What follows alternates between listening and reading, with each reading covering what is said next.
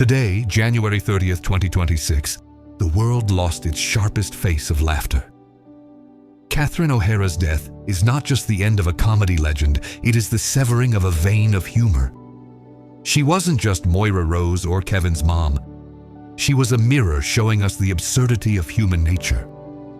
This sudden silence at 71 in her Los Angeles home cut through Hollywood's fake joy like a knife. The curtain closed, lights dimmed, and only her echoing, uncanny laugh remains in the dark. Catherine Ann O'Hara was born in 1954 into the chaos of 7 children in Toronto's Catholic suburbs. Her Irish roots taught her to use humor as a defense mechanism.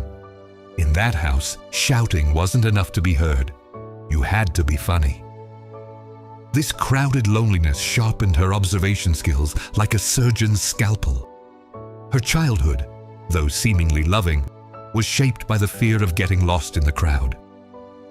She was the quiet kid who chose to be weird to live. In the early 1970s, Toronto's underground comedy scene was buzzing with Second City. Catherine started here as an understudy for the legendary Gilda Radner. When Gilda couldn't perform, Catherine stepped out of her shadow into the light. The feeling of being the second woman was a toxic fuel that sharpened her ambition. The comedy world was a boys' club full of cocaine and egos back then. She had to be tougher, faster, and smarter to survive this wild jungle. The SCTV years were when her genius shone, but her soul was battered. Sharing the stage with John Candy, Eugene Levy, and Martin Short was like entering a gladiator fight every night. Backstage was full of tragedy amidst the laughter.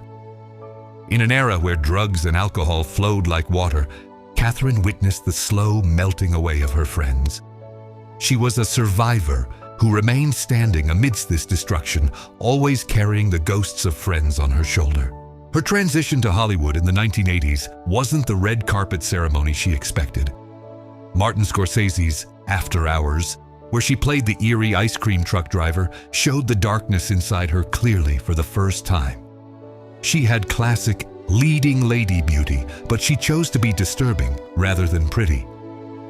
The industry tried to fit her into the cute girl mold, but she broke it every time, throwing weird, neurotic characters at directors to shock them. On the set of Tim Burton's Beetlejuice, she met Bo Welch, the love of her life. But this set also proved her affinity for the gothic and grotesque world. As Delia Dietz, she played art snobbery and maternal indifference so convincingly that the audience both hated and couldn't take their eyes off her. The chaos on that set was a reflection of the order in Catherine's mind. She was a master at finding the madness within the normal, making her totally unique. Then came Home Alone. The role of Kate McCallister brought worldwide fame, but also a strange curse. The label "mother who forgot her child" stuck to her for years. People screamed "Kevin" at her on the street, questioning her motherhood. While this seemed like the peak, it trapped her in anxious mom roles. Yet she was an actor with dramatic depth. This superficial fame turned into a trauma that fed her artistic dissatisfaction for a very long time indeed. The biggest physical secret of Catherine's life was Situs Inversus. Her internal organs were on the opposite side of normal people. Her heart was on the right. This was not just a medical anomaly, it was a metaphor for her life. She was a woman who lived everything in reverse, going right where everyone went left. This condition increased her physical fragility and baffled doctors. Perhaps the medical mystery behind her sudden death lies in this nature's joke. The scandal she had at the Vatican was the biggest proof of her unruliness. During a private tour of the Pope's apartment with her husband, Catherine succumbed to curiosity and started rummaging through the Pope's wardrobe. She was caught red-handed by a priest and came to the brink of being kicked out. The press called it sacrilege. For Catherine, it was the result of a childish, dangerous curiosity against authority. She was a rebel who touched the Pope's robe. The 90s and early 2000s were a silent struggle. While women over 40 became invisible in Hollywood, she resisted. She showed off her improv skills in Christopher Guest's mockumentaries. Her limping, former party girl character in Best in Show was actually a nod to her own past and the deformation women face in the industry. Every line in those films was not a written script, but instantaneous explosions of Catherine's sharp intelligence on the spot to survive. The death of John Candy, one of her closest friends, opened a deep wound in Catherine. Her speech at Candy's funeral was not just a farewell, but a lament for the slow extinction of that golden generation of the 70s. Catherine watched her friends leave one by one. Harold Ramis, Robin Williams.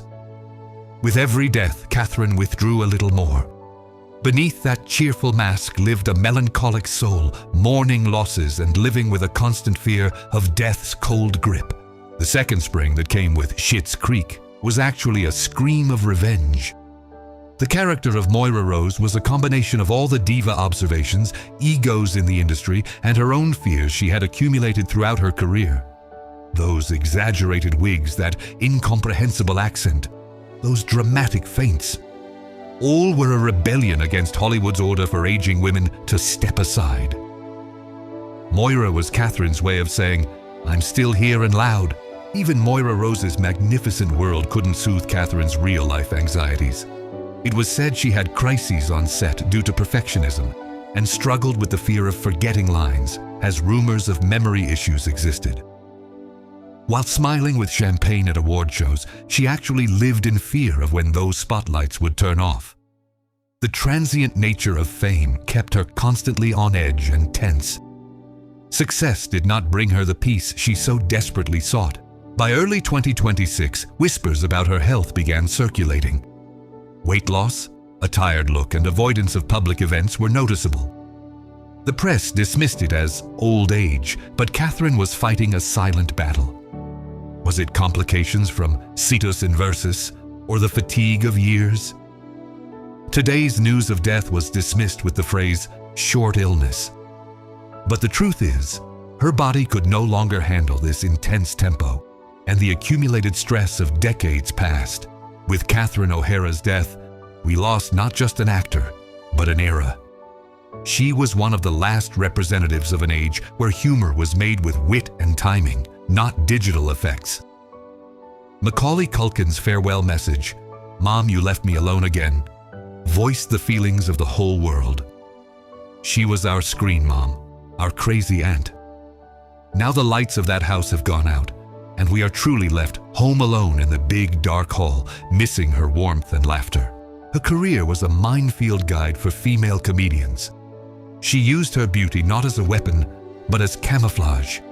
She smashed the taboo that beautiful women can't be funny and stomped on it.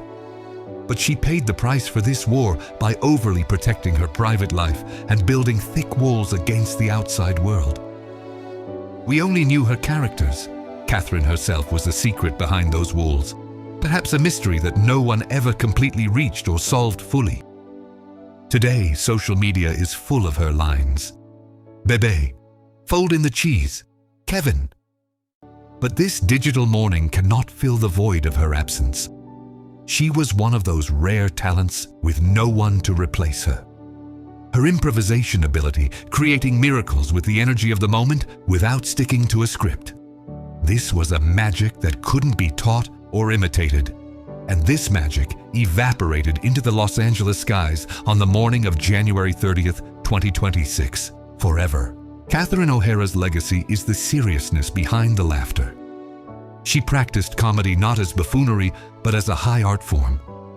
In every character, she showed us the most pathetic, arrogant, and fragile sides of humans and said, "Look, this is you."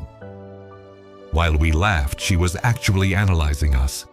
Today, that analysis is over. There is no mirror anymore.